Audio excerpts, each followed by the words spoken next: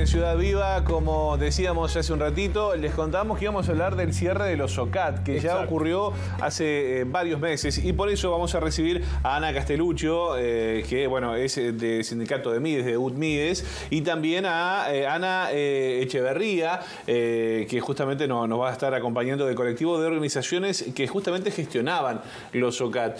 Previamente allí con Marcelo estaban hablando de que vamos a contarle a la gente puntualmente qué eran los SOCAT que se cerraron. Bien.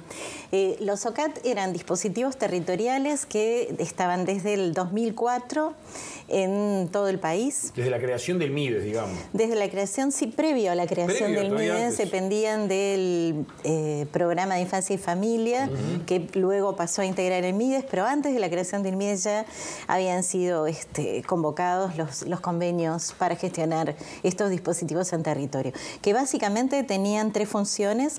Uno que era la atención de las situaciones de las familias, de las personas individualmente.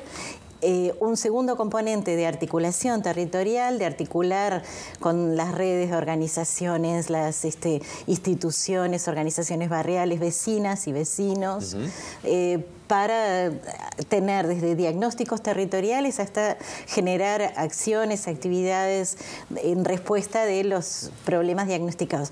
Y un tercer componente que tenía que ver con el impulso a la participación ciudadana, el apoyo a la organización de vecinas y vecinos, a la gestión cada vez más autónoma, digamos, de respuestas a sus problemas. Ahí está, digamos SOCAT, que era un centro de referencia, ¿no? Ahí está. SOCAT tiene servicio de orientación, consulta y articulación territorial. Exacto. Eso es lo que quiere decir la sigla SOCAT. Exacto. Y lo que se hacía en esos centros era desde gestionar, sacar una cédula, gestionar una pensión, una jubilación. Se ayudaba también el Estado. Estaba la presencia del Estado en el territorio. Exacto. Ese era uno de los componentes, que es el primero, el de la orientación y atención ciudadana.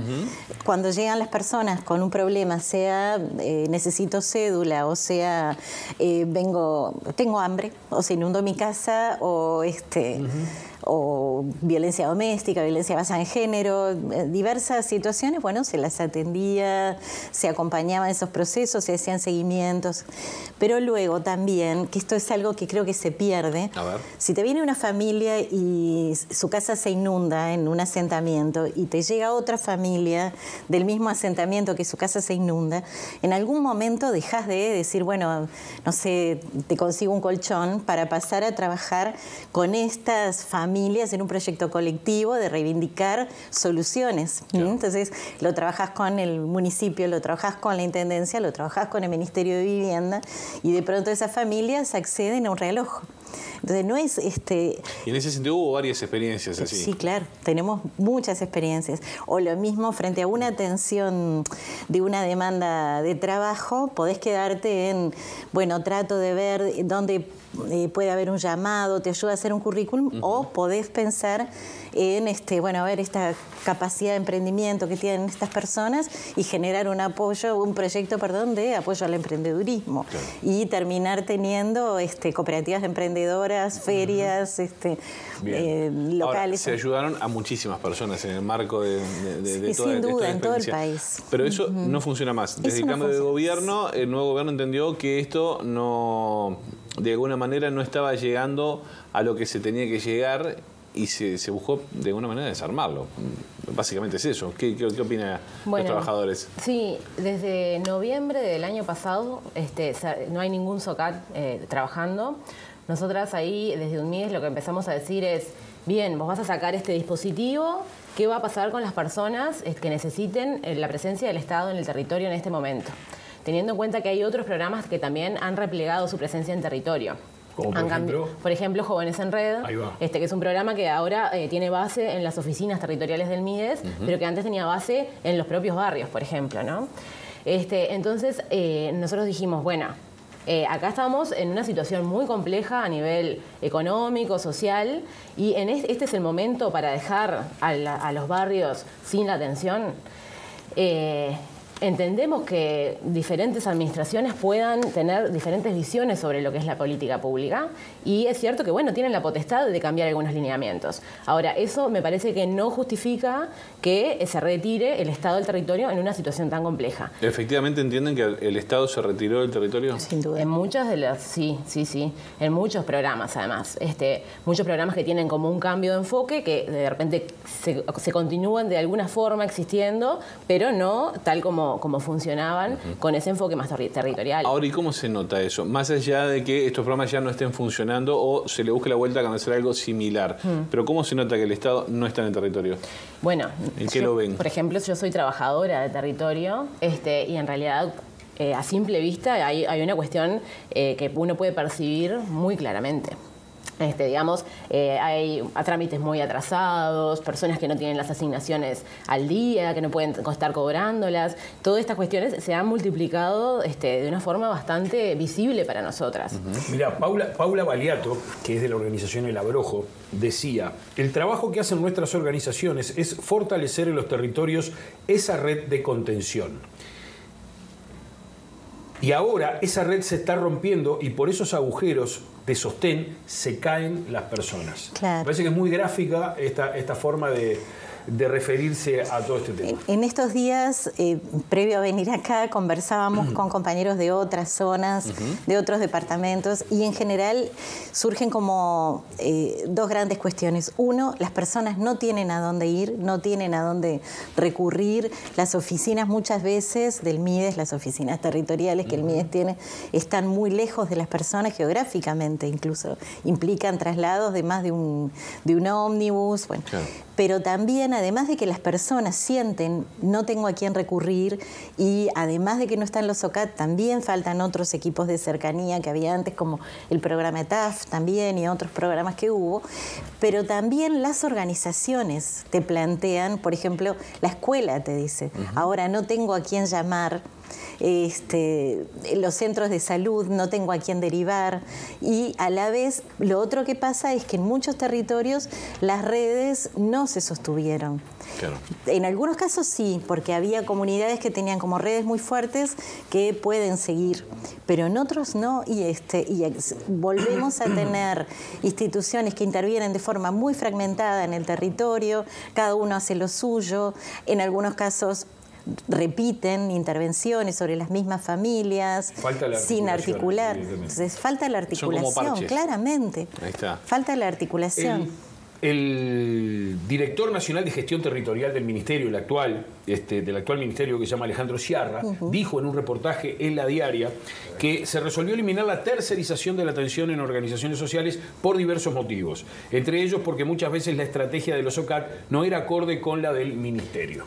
¿Qué tienen para decir sobre esto? En realidad, acá decir que por un lado, digamos, sí es cierto que los convenios con algunas organizaciones, como eran las de los SOCAT, se cortan. Por otro lado, el MIDES terceriza en lugares donde no estaban tercerizados. Por ejemplo, el equipo móvil, que es el equipo que hace el seguimiento y que va a calle a poder abordar a las personas en situación de calle.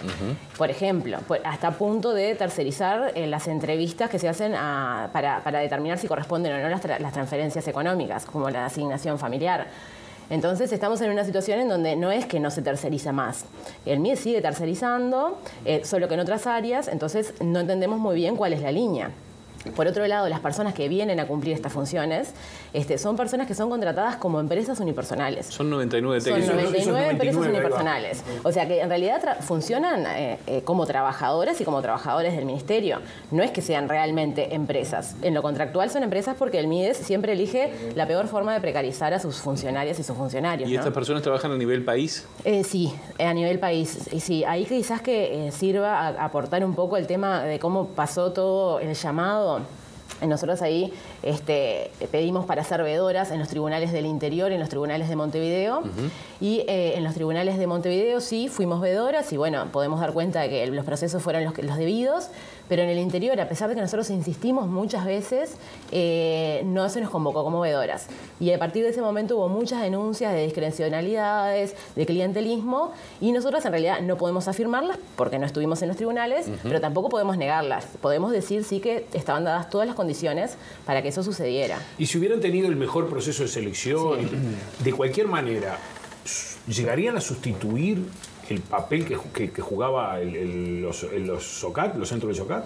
En primer lugar, decir que estos son 99 técnicas y técnicos y en los SOCAT había cerca de 150 personas. O sea que ahí ya tenemos una diferencia territorial. Una diferencia en cuanto a números. Territorialmente, además, hay varios departamentos, como son Montevideo, como son Canelones, que pierden bastantes horas técnicos, digamos. Así que, bueno, la atención en principio sería menos de la que había antes en cuanto a horas.